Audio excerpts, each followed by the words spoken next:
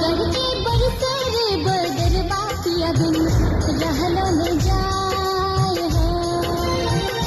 गरजे बरसे रे बदरवा पिया बिन रहलो न जाए हो। गरजे बरसे रे बदरवा पिया बिन रहलो न जाए हो।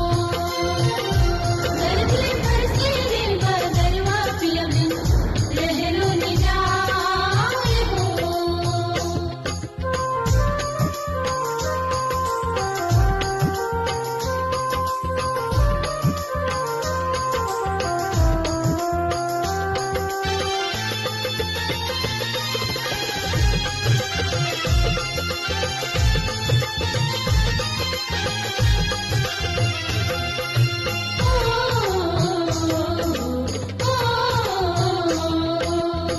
हंस को किला शब्द सुनावे नीलकंठ अतिमान।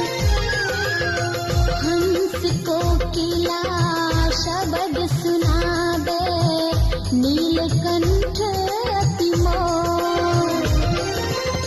ताते जिया धरकत सखी प्राण बचे न मोर।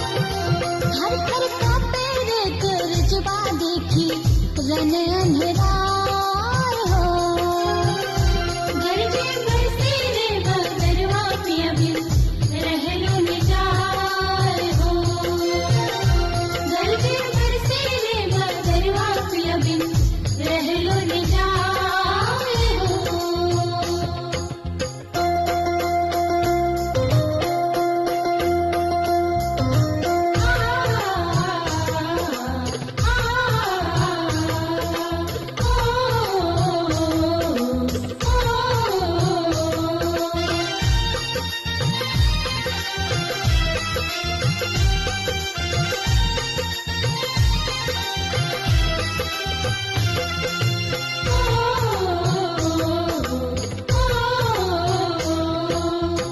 पाबस दगध करी सखी छन छन गरजत में।